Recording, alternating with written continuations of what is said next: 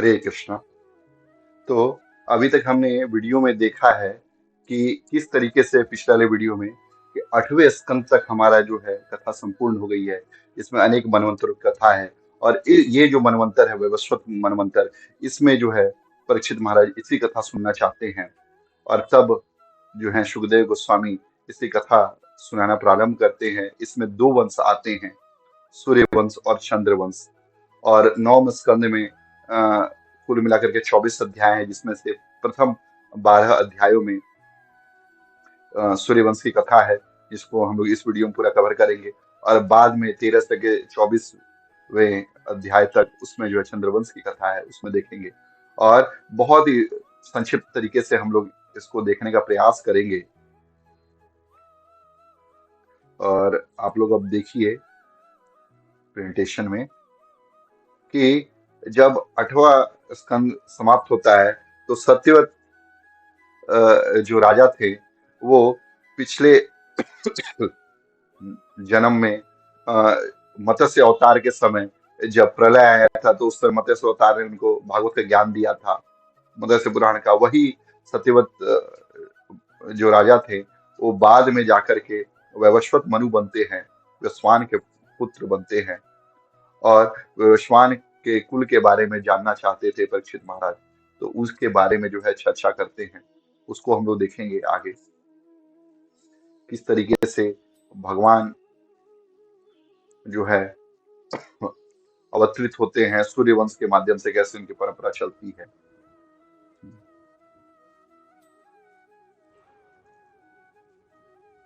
देखिए आप, सबसे पहले वैवस्वत मनु। और वैवस्वत मनु जो है भगवान, भगवान से ब्रह्मा जी, ब्रह्मा जी से मरीचि ऋषि, मरीचि ऋषि के पुत्र जो है कश्यप, और उनकी पत्नी अदिति के गर्भ से व्योश्वान जो द्वादश आदित्यों में से एक हैं वो उत्पन्न होते हैं। और व्योश्वान से वैवस्वत मनु जो पिछले जन्म में सत्यवत मुनि थे, राजा थे, और वो श्रद्धा नामक अपनी पत्नी से जो है एक पुत्री इला और 10 पुत्र उनको उत्पन्न करते हैं। और जब इनको बोला जाता है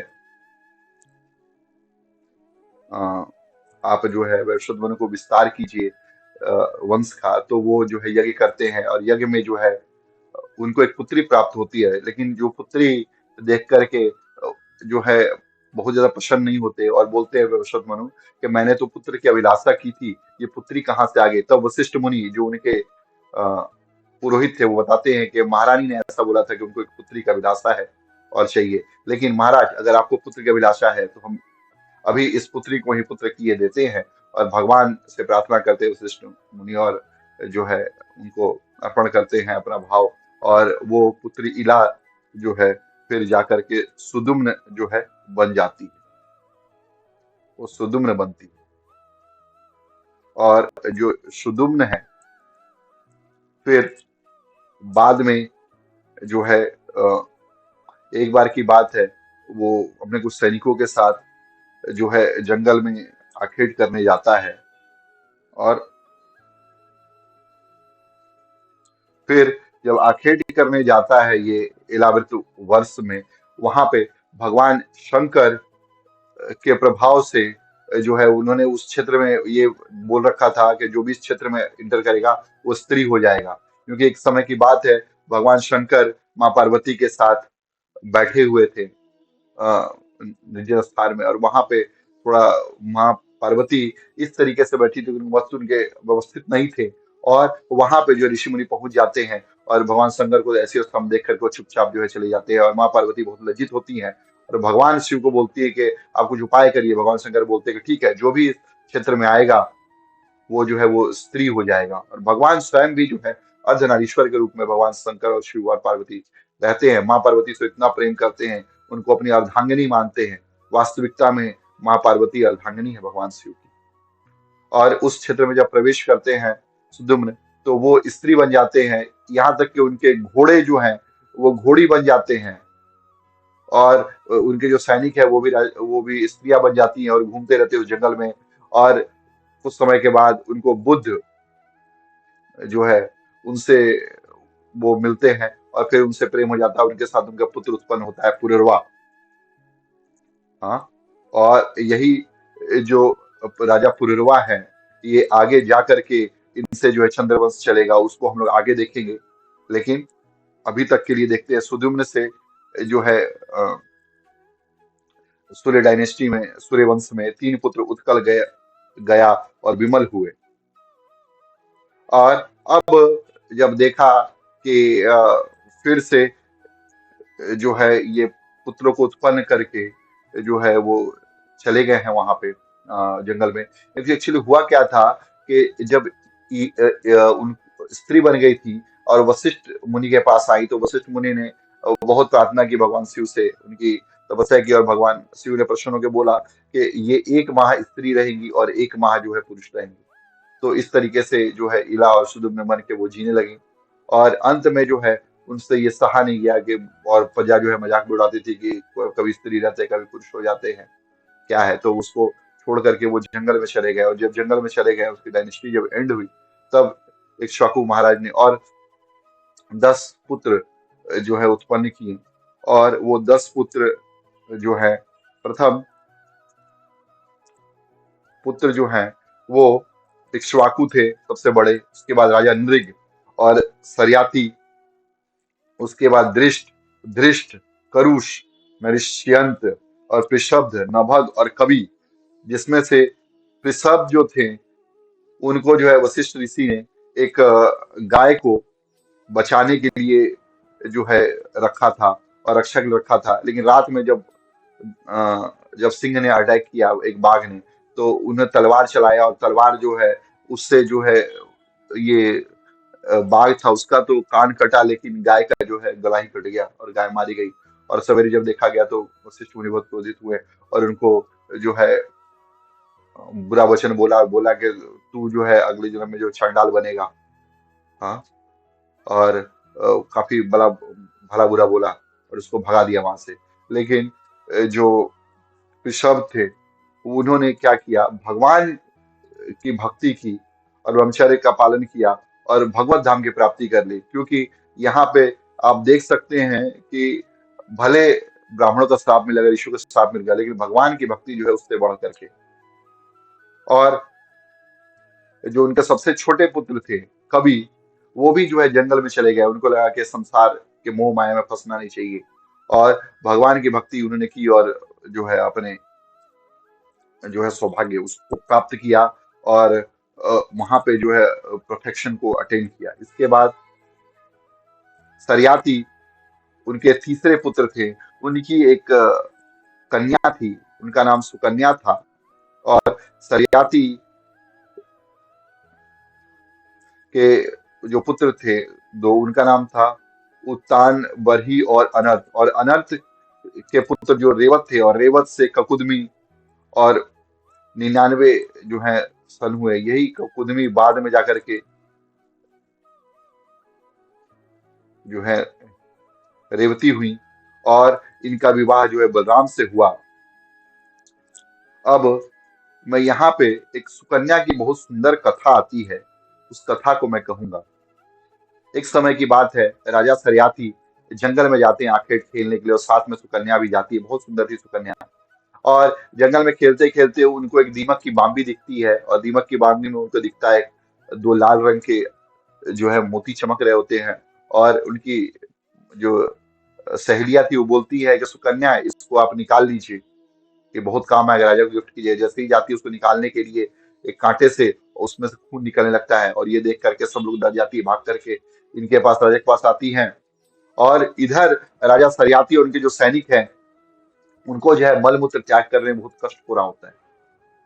तो उस कष्ट को जान करके वो समझ जाते हैं कि ये जो च्यवन ऋषि का आश्रम है, यहाँ कुछ ना कुछ अपराध हुआ है, और उस ब्राह्मणी के पास जाते हैं। क्योंकि उनको जो सुकन्या ने बता दिया था ऐसी ऐसी बात हुई है, और जा करके च्यवन ऋषि से प्रार्थना करते हैं कि भगवान हमको माफ कीजिए, हमारी गलती, पुत्री गलती हुई है।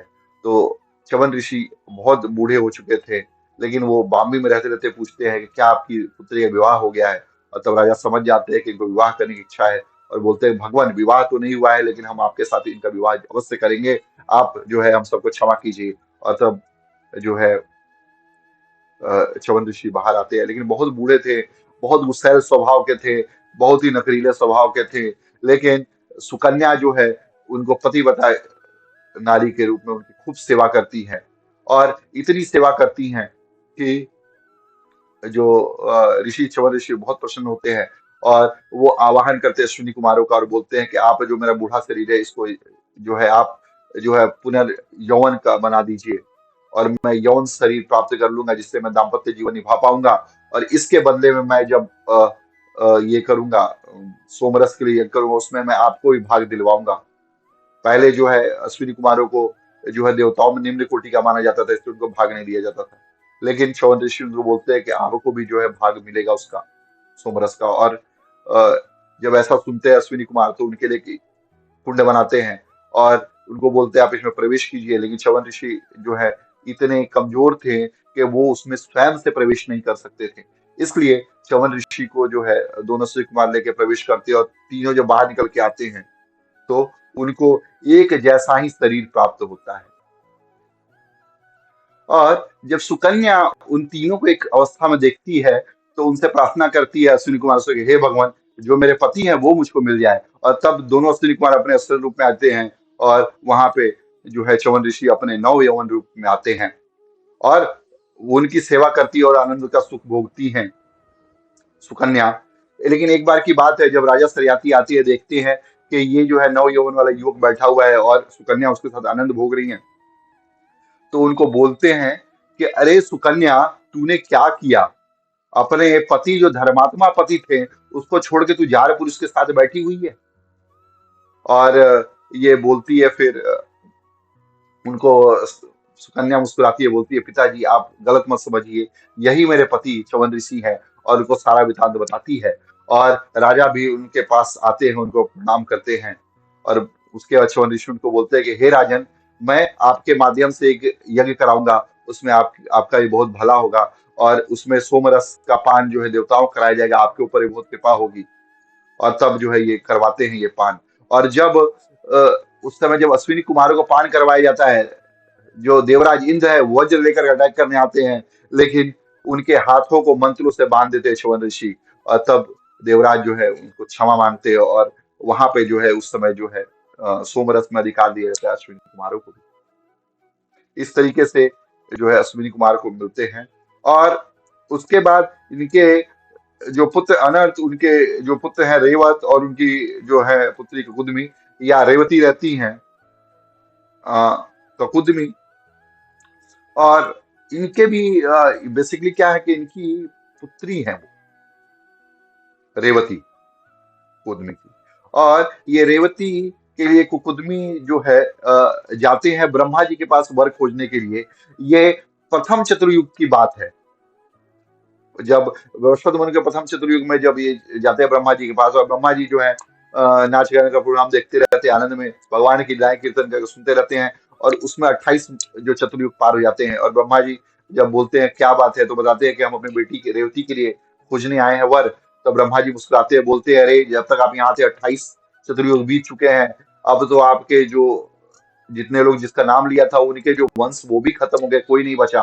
अब आप जाइए 28वें चतुर्युग में जो है वैवस्वत मनु के भगवान बलराम ने अवतार लिया है, जो भगवान के अवतार हैं।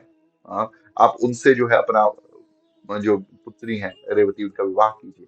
और तब जो है उनसे विवाह होता है उनका। अब हम आगे बढ़ते हैं यहाँ पर और देखते हैं कि आगे क्या हुआ। और वैवस्वत मनु के एक और पुत्र थे नभग, और इनके पुत्र थे नाभाग। एक समय की बात है कि नभग के जो और पुत्र थे उनको लगा कि नाभाग जो जंगल में गए हुए अपने गुरु महाराज के पास गए हैं, काफी समय वहां पे व्यतीत कर दिया, वो वापस तो आएंगे नहीं। तो उन लोगों ने सबने अपना अपना हिस्सा बांट लिया। और जब नाभाग आए तो उनको बोल दिया कि तुम्हारा तो कोई हिस्सा नहीं बचा है, तुम जो है पिताजी को अपने हिस्से में ले लो।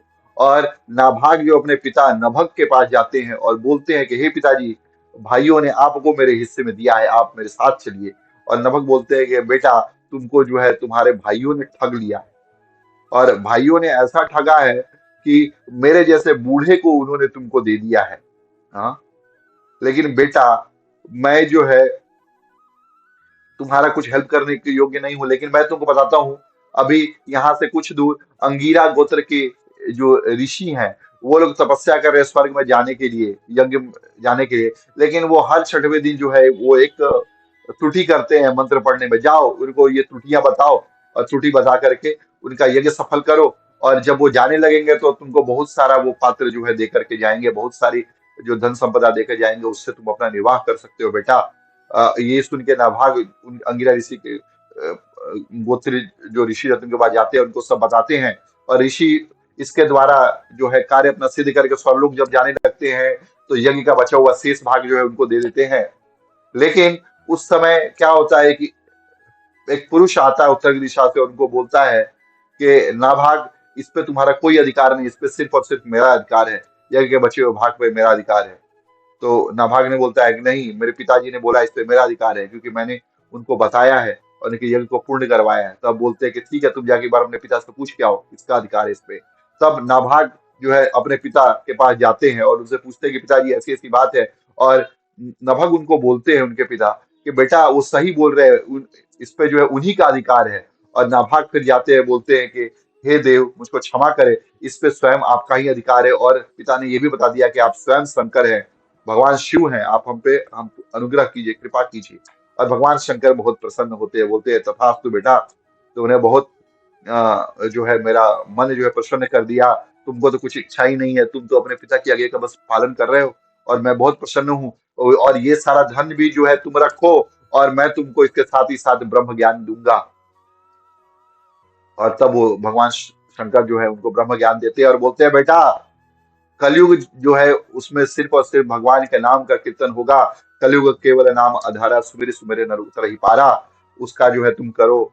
और जो है एक ही सत्य है, हाँ, वो है सत्य, भगवान का नाम है। इसलिए भगवान शंकर उमा देवी से कहते हैं, उमा कहूँ मैं अनुभव अपना, सत हरि भजन जगत सब सपना। राम सिया राम, सिया राम, जय जय राम।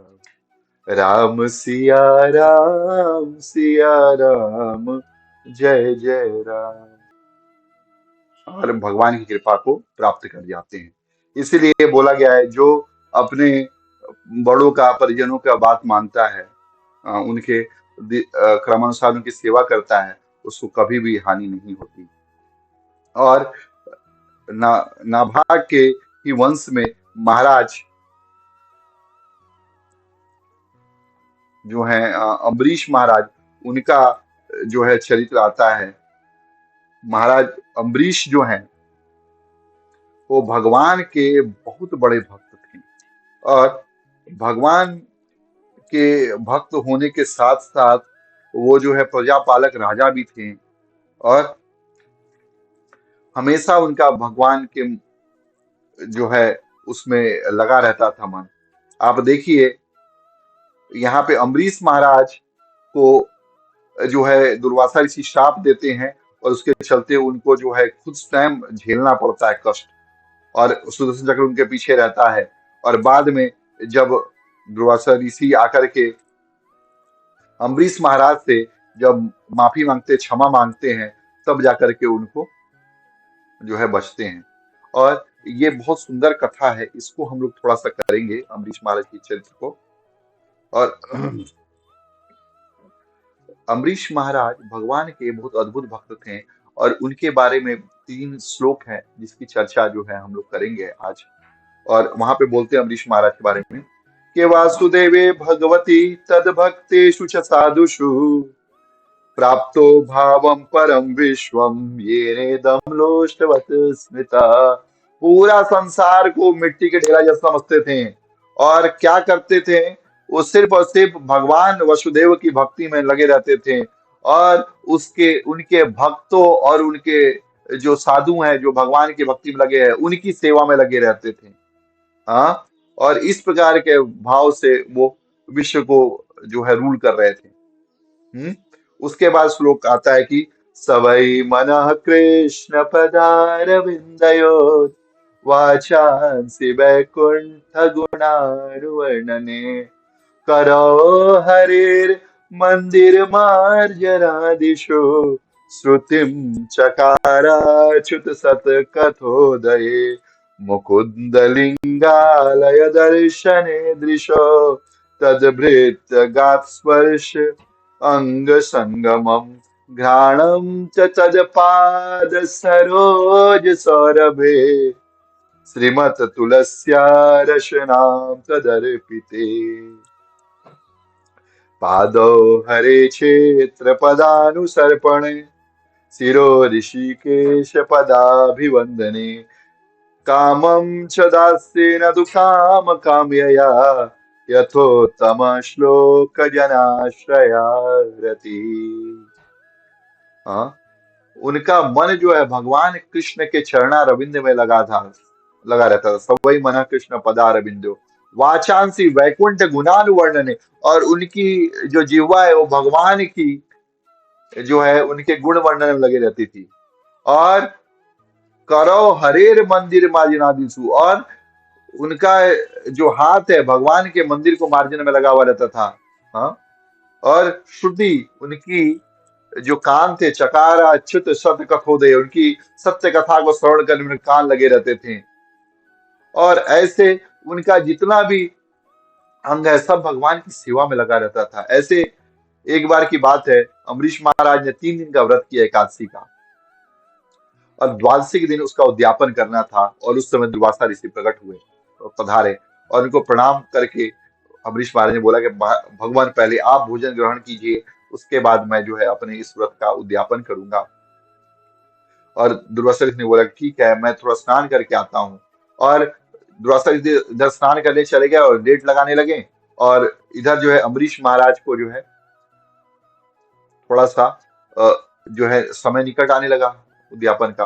और उन्होंने ऋषियों से परामर्श किया, और ऋषि ने बोला कि महाराज आप गंगा जल लेकर के चुटकी भर एक बूंद उसका लेकर के ग्रहण करके अपना उद्यापन कर लीजिए। और ये उद्यापन हो भी गया है और नहीं भी होने के बराबर है, क्योंकि एक बूंद जल से कुछ नहीं होने वाला है। तो महाराज बोलते ठीक है, और उद्यापन कर लेते हैं। लेकिन ये बात जब दुर्वासा ऋषि आते हैं उनको पता चल जाती है, वो बहुत क्रोधित होते हैं, और वो जो है कृत्या का वाहन करते हैं।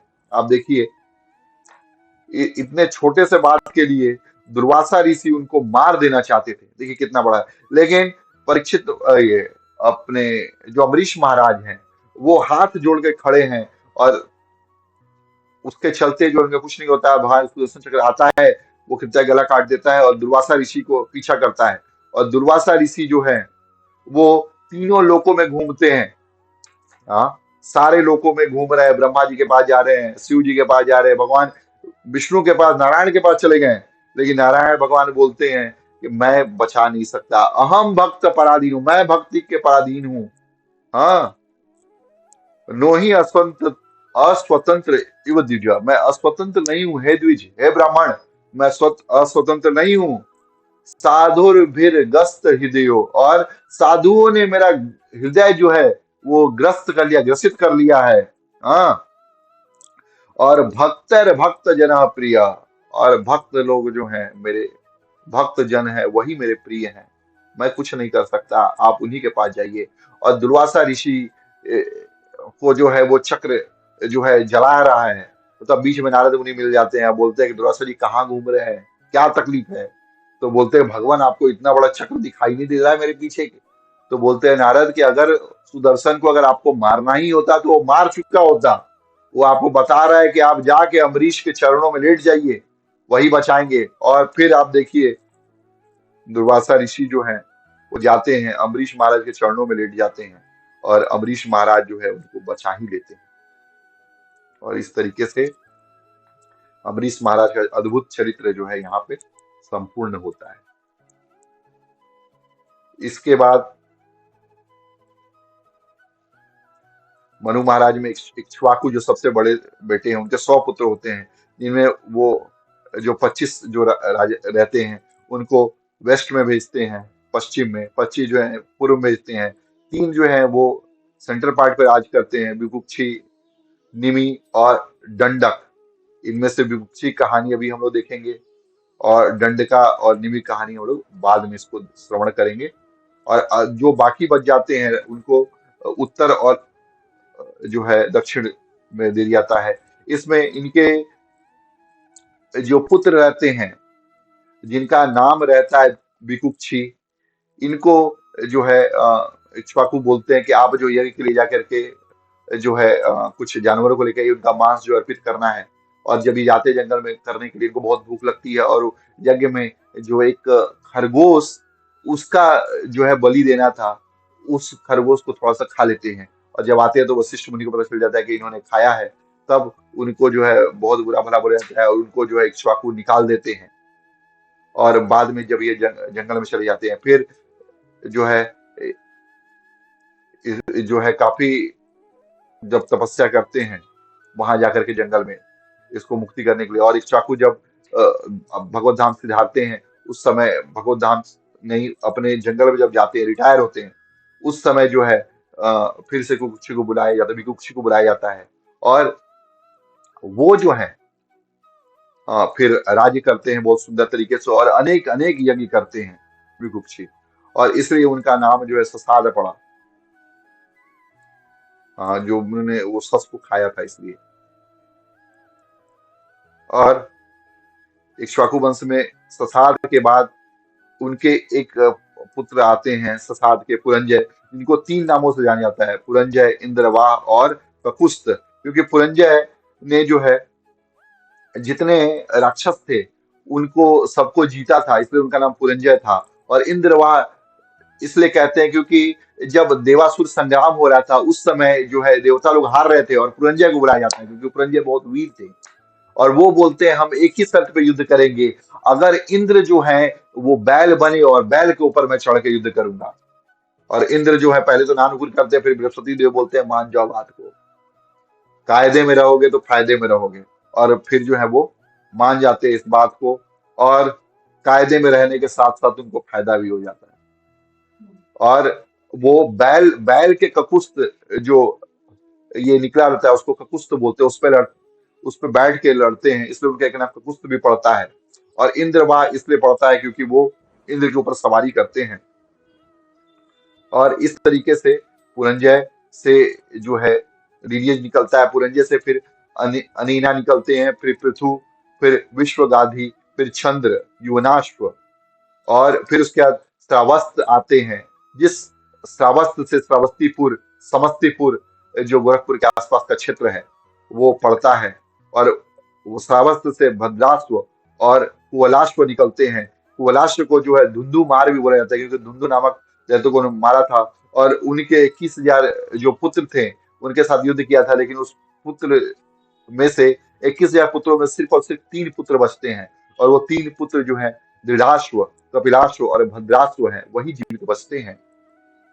और उसके बाद जो है कुबलाश्व जो धुंधुमार हुए, और जिनके 3 पुत्र थे, उनके दृढ़ाश्व और दृढ़ाश्व हरियश्व, और उनसे निकुंभ, और उनसे फिर बहुलाश्व हुए, फिर कृशाश्व, उसके बाद सेनजीत हुए, फिर युवनाश्व हुए।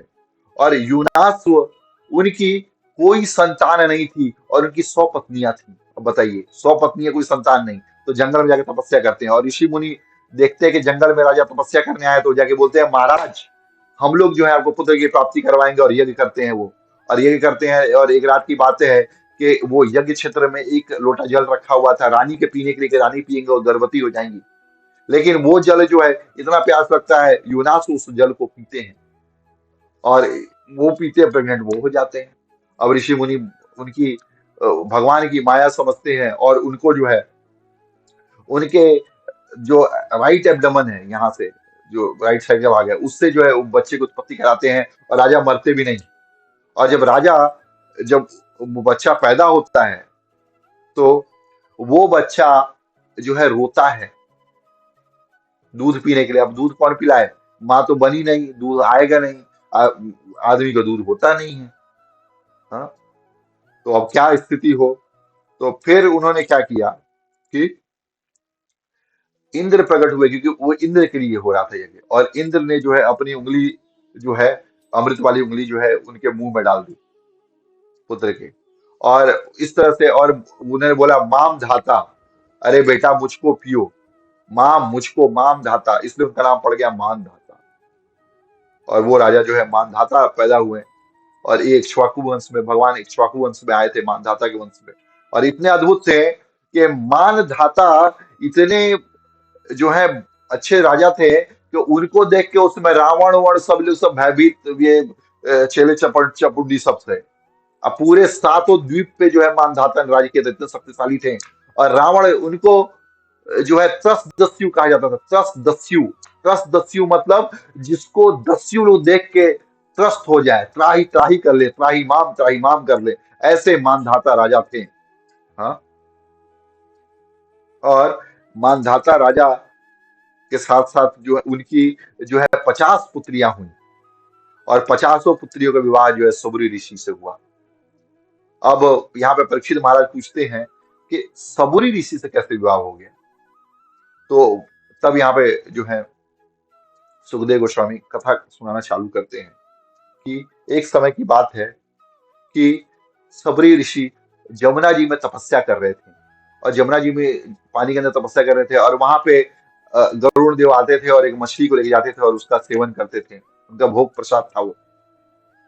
तो कुछ कुछ वैष्णव जो है मांसाहार करते हैं। तो हमको ये नहीं समझना चाहिए क्योंकि वो उनका भोजन है। हमको समझना चाहिए हमारा जो भोजन है हम करें, जो गरुड़ जी का भोजन है गरुड़ जी को करने दें। हैं? हमको जो है दूसरे को देख कर एक जलना नहीं चाहिए कि भाई वो क्यों कर रहा है हम क्यों नहीं कर रहे हैं। तो जब ये देखा तो जो वहां पे मछलियों के राजा थे वो गए सबरी मुनि के पास, उनसे बोला कि हे भगवान, आप जो है, उनको बोला कि आप हमारी रक्षा कीजिए। देखिए यहाँ पे गरुड़ जी आ जाते हैं, हमको खा के चले जाते हैं, हमारा जो वंश है बढ़ नहीं पाता ठीक से। तो सबरी मुनि जब अगले बार आए गरुड़, तो उनको बोला कि गरुड़, ये जो सारी मछली आई मेरे प्रोटेक्शन में, तुम इनको खा नहीं सकते। अगर तुम अगले बार खाओगे तो तुम जो है तुम्हारा सर फट जाए, तुम मर जाओगे। तो गरुड़ देव जो है, या उनके आशीर्वाद का ये जो श्राप दिया था उसका प्रतिकार कर सकते थे, लेकिन उन्होंने प्रतिकार नहीं किया। और उन्होंने जो है बोला कि ठीक है अगली बार के लिए आपने बोला है, लेकिन इस बार मैं लेके जाऊंगा। तो जो मछलियों के ज्यादा थे उसी को उठा ले जाते हैं। और सबरी मुनि भी चुपचाप कुछ बोल नहीं पाते हैं। फिर कुछ समय के बाद जब एक दो मछली आपस में इंटीमेट हो रही होती हैं, हाँ, संभोग कर रहे होते हैं, उस समय सबरी मुनि को भी देख करके जो है उनके मन में जो है काम वासना जाग जाती है, उनको मन में विवाह करने की इच्छा जागृत हो जाती है। और फिर वो राजा मानधाता के पास जाते हैं और बोलते हैं कि आप हमारी पुत्रियों का जो है विवाह हमसे कर दीजिए। तो मानधाता बोलते हैं कि आप जो है जो पुत्री आपका वर्ण करना चाहते हो वो कर सकती है, हमारी तरफ से कोई दिक्कत नहीं है। लेकिन सबरी मुनि जानते थे कि मैं तो बहुत कुरूप हूँ, मैं बूढ़ा हो गया हूँ, मुझसे कौन विवाह करेगा। तब वो मंत्र बल से अपने आप को सिद्ध करके जो है नवयौवन बना लेते, इतना सुंदर कर लेते कि 50 के 50 जो पुत्रियां मानधाता की उनसे विवाह करने तैयार हो जाती हैं। और वो जो है सबरी मुनि उनसे विवाह करते हैं सबसे। और 50 से जो है अलग अलग रूप 50 जो है अपना विस्तार करके उनके साथ करते हैं। और लाखों करोड़ों की जो है वो जो है अपनी प्रजा को उत्पादन करते हैं। पुत्रियां प्रपौत्रियां और पुत्र प्रपौत्र ऐसे करके लाखों करोड़ों उनके वंश में जाते हैं। फिर उनको समझ में आ जाता है कि ये जो जीवन का लक्ष्य जो है वो सिर्फ और सिर्फ संभोग करना नहीं है। और संभोग कितना भी कर ले समाधि की प्राप्ति तो नहीं हो सकती। इसलिए संभोग का त्याग करके वो भगवत धाम में जाने के लिए वो जाते हैं और भगवान की तपस्या करने लगते हैं। और उनके साथ साथ उनकी पत्नियां भी जाती हैं 50। और जाके तपस्या करती हैं और तपस्या करके जो है भगवत धाम की प्राप्ति उनको हो जाती है। तो ये कहानी है सबरी मुनि की, जो आप इसमें देख सकते हैं। इसके बाद जो कथा आती है वो मानधाता के वंश में ही राजा हरिश्चंद्र आते हैं, जिनको जो है काफी कष्ट सहना पड़ता है विश्वामित्र जी के चलते। बाद में उनके ही जो मंत्री के पुत्र रहते हैं, पहले तो रोहित की कथा आती है कि कैसे जो है अरुण देव की कृपा से वरुण देव की कृपा से हरिश्चंद्र को रोहित प्राप्त हुए होते हैं। लेकिन वो जो है वरुण देव बोलते हैं कि हम जो है आप हमको देना पड़ेगा इस पुत्र को, लेकिन वो उनको नहीं देते। उसके बदले कुछ समय के बाद जो है एक और पुत्र रहते हैं, हाँ, सुसेन शेप, उसको जो है, जो मंत्री के पुत्र रहते हैं, उसको जो है वरुण को देते हैं, और वो वरुण से जो है विश्वामित्र मुनि लेते हैं, और उनको उसको अपना सबसे बड़ा पुत्र जो है बनाते हैं। ये कथा बाद में आएगी। और रोहित फिर उनके मानधाता के पुरकुस्त, और उसमें उसके बाद हरिश्चंद्र, उसका रोहित, और रोहित से फिर सगर, उनके वंश में राजा सगर आते हैं। राजा सगर के जो पिता थे, वो जो है जल्दी बूढ़े अवस्था में मर जाते हैं। बहुत सारी उनकी पत्नियां रहती हैं, लेकिन उसमें से एक पत्नी ऐसी रहती है जो गर्भवती रहती है, और वो चाहती है कि मैं जो है सती हो जाऊं, लेकिन उनको बोलते हैं ऋषि कि आप सती मत होइए, क्योंकि आपके गर्भ में एक बच्चा पल रहा है। और जब बाकी रानियां सुनती है, बहुत क्रोधित होती हैं और उसको जहर देके मार देना चाहती हैं, लेकिन जो बच्चा है वो अपने हाथ में गरल लेके पैदा होता है, इसीलिए उसका नाम पड़ा सगर। और ये राजा सगर जो है राज्य करते हैं, और इनके पुत्र असमंजस और अंशुमान, ये जो दो पुत्र रहते हैं, इसमें से असमंजस असमंजस जो रहते हैं, ये बहुत ही पिछले जन्म में योगी रहते हैं, और इस जन्म में भी जो है बड़े पुत्र होने के नाते सागर जो उनको राजा बनाना चाहते थे, लेकिन वो उल्ट गलत गतिविधियां करते रहते हैं। बच्चे को जो है डुबो के जान से मार देते हैं, तो उससे सागर परेशान होते हैं, उनको बोलते हैं देश निकाल देते हैं। फिर असमंजस जो है उन बच्चों को जो है दोबारा से जो है जीवित कर देते हैं, और सागर को बहुत दुख आता है। फिर उसके बाद जो है उनके जो दूसरे पुत्र रहते हैं, और बाकी जो पुत्र, वो अश्वमेध यज्ञ करते हैं सगर के लिए।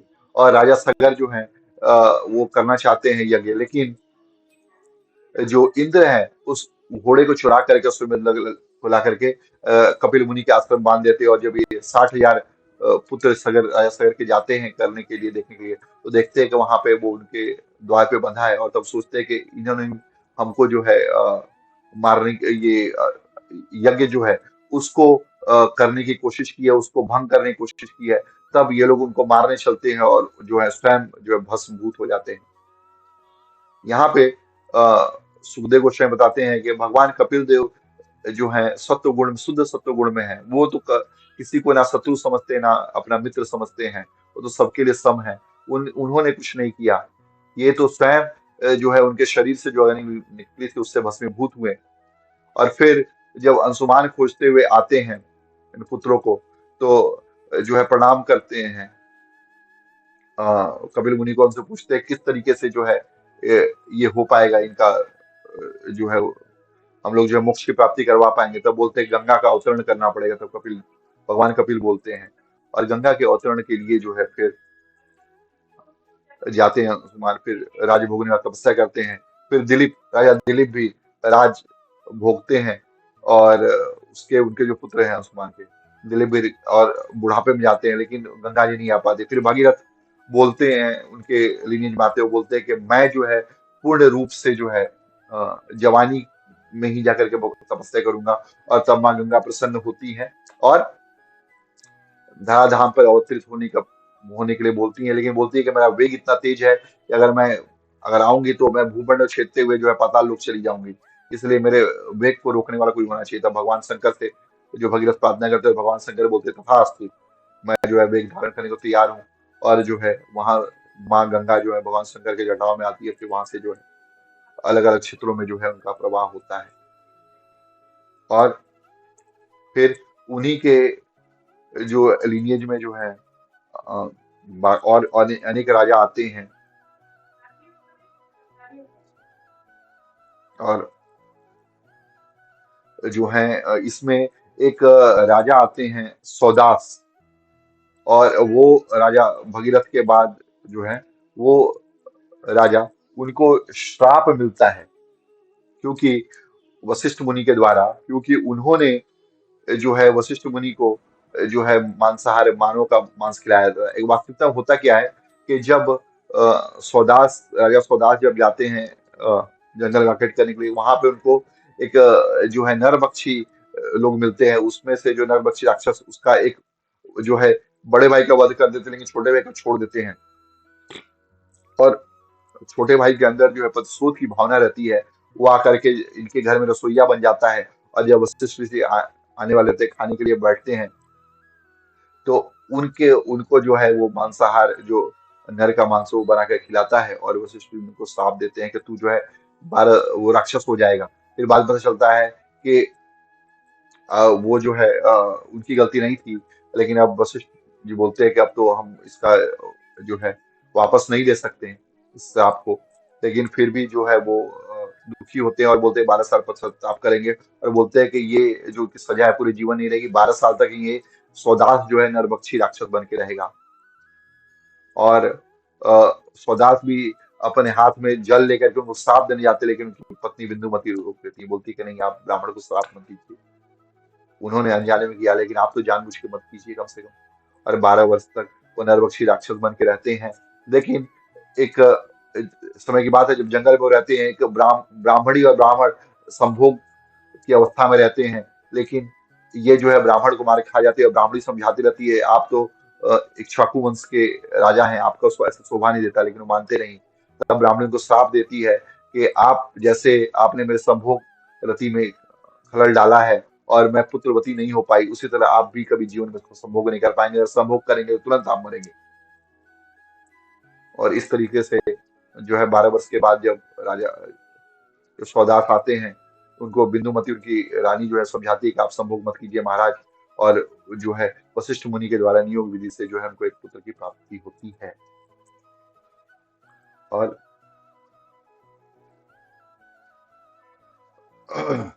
और फिर उन्हीं के वंश में जो है कटवांग महाराज आते हैं। ये भी देवताओं के तरफ से युद्ध करते कटवांग महाराज। और जब सारा युद्ध समाप्त हो जाता है, तब उनसे देवता पूछते हैं कि वो क्या चाहिए। तो कटवांग महाराज बोलते हैं, मेरे पास कितना समय बचा हुआ है। तो वो बोलते हैं, आपके पास कुछ ही क्षण बचे हुए हैं। तो बोलते हैं कि ठीक है, अगर कुछ क्षण बचा हुआ है तो मेरी इच्छा है कि आप मुझको पृथ्वी पर भेज दीजिए, और मैं भगवान के ऊपर ध्यान लगाना चाहता हूँ। और कटवांग महाराज आते हैं पृथ्वी पर, और भगवान के ऊपर वो ध्यान लगाते हैं और भगवान की प्राप्ति कर लेते हैं। इससे ये हमें पता चलता है कि अगर भगवान की सेवा में वो लगे हुए हैं, और कुछ क्षण हमको मिला है उसमें ही भगवान का ध्यान हमने कर लिया, तो हम भगवान की प्राप्ति कर सकते हैं। भगवान कृष्ण भगवत बोलते हैं, अंत काले च माम एव स्मरण मुक्ता कलेवरम। अंत काल में जो अ, आत्मा पर जो है मेरा स्मरण करता है, जो जीव मेरा स्मरण करता है, वो मेरे धाम को प्राप्त हो जाता है। और ऐसे थे कटवान महाराज। और फिर जो है कटवान महाराज के वंश में फिर जो है महाराज दशरथ आते हैं, जो जिनके जो है 4 पुत्र रत्न भगवान राम, लक्ष्मण, भरत और शत्रुघ्न जो हैं वो प्राप्त होते हैं उनको, और यज्ञ के माध्यम से। और यज्ञ के माध्यम से जब प्राप्त होते हैं, तो भगवान बहुत सुंदर 11,000 साल तक राज्य करते हैं। और 14 वर्ष का उनको वनवास मिलता है। हाँ, माँ के कई का आशीर्वाद से। और 14 वर्ष के वनवास में वो रावण का वध करते हैं। माँ सीता जो रहती हैं, उनके साथ उनका विवाह होता है। उनसे जो है लवकुश उनके पुत्र जो है आते हैं। और जो है भगवान राम के राज्य में जो है कोई भी आधी व्याधि नहीं थी। और जरा कोई भी बुढ़ापा नहीं था, कोई भी ग्लानि किसी प्रकार का दुख नहीं था। और दुख शोक भय क्लमा कुछ भी नहीं था। मृत्यु भी नहीं थी। मृत्यु निक्षंता नासित, जो मृत्यु कामना नहीं करते थे उनके लिए कोई मृत्यु नहीं थी। और रामे राजन्य दोक्षजे, और अधोक्षज जो भगवान राम है उनके राज्य में ऐसा था। और भगवान 11,000 साल करते हैं, लेकिन दशरथ 2,000 साल पहले मर जाते हैं। लेकिन 2,000 साल उनका जोड़ करके भगवान जो है 13,000 साल टोटल राज्य करते हैं, और प्रजा की कृपा लेते हैं। और उनके 2 पुत्र लौ और कुश हुए। अ, लौ और कुश। और इसमें से जो शत्रुघ्न थे, शत्रुघ्न ने ही मथुरापुरी बसाई थी। और मधुपुर में मधु जो दैत्य था, उसका जो पुत्र था लवण, लवण असुर, उसको जो है वध किया और मधुपुरी बसाई। और फिर जो है बाद में जो है जो महाराज निमि थे, उनको इक्ष्वाकु वंश के थे, उनकी कथा इस प्रकार से आती है कि एक समय की बात है, निमि जो है यज्ञ करना चाहते थे, लेकिन वशिष्ठ जी जो है देवताओं के लिए यज्ञ करने जाते हैं। और देवताओं के लिए यज्ञ करने जब जाते हैं तो आने में उनको विलंब हो जाता है। निमि महाराज तब तक जो है 9 यज्ञ से कथा सुनते हैं और जो है अपना यज्ञ करते हैं। और जब वशिष्ठ मुनि आते हैं तो बहुत उनको गुस्सा आता है, लेकिन तो निमि महाराज ने ये सोचा था कि मेरे जीवन में कोई भरोसा नहीं, कभी मैं मर सकता हूँ। लेकिन वशिष्ठ आकर के उनको जो है श्राप देते हैं। और जब श्राप देते हैं तो निमि महाराज भी उनको श्राप देते हैं, उनको श्राप देते हैं कि मर जाओ। और निमि महाराज भी उनको श्राप देते हैं कि तुम भी जो है तुमको ही मरना पड़ेगा, क्योंकि वशिष्ठ ऋषि ने कई लोगों को श्राप दिया था और परंतु उनको झेलना तो था ही। और आप देखिए यहाँ पे श्राप उनको मिलता है और फिर से वो मित्र वरुण और उर्वशी के पुत्र बन करके उत्पन्न होते हैं, आते हैं। मित्र वरुण जो गंधर्व रहते हैं और उर्वशी अप्सरा उनके पुत्र बन के विश्वामित्र जो प्रकट होते हैं। और निमि, उनको जब बोला जाता है कि आप जो है दूसरा शरीर धारण कीजिए, बोलते नहीं, शरीर धारण नहीं करेंगे, मैं सबके जो है पलक पे रहूंगा। इसलिए निमेश बोलते हैं इस पलक को, जब झपकते हैं एक पलक झपकते हैं। तो निमि महाराज यहाँ पे विद्यमान है। इस तरीके से जो है सूर्यवंश की कथा यहाँ पे जो है समाप्त होती है भागवत की। और अगले हम लोग अध्याय में देखेंगे किस तरीके से जो है चंद्रवंश की कथा है और भगवान क्या कृपा करते हैं चंद्रवंशियों पे, किस तरीके से उनकी आती है। तो ग्रंथ राशि में भगवतम की जय, श्री प्रभुपाद की जय। जय गौर सीतानाथ प्रेमानंदे, हरि हरि बोल, हरे कृष्णा।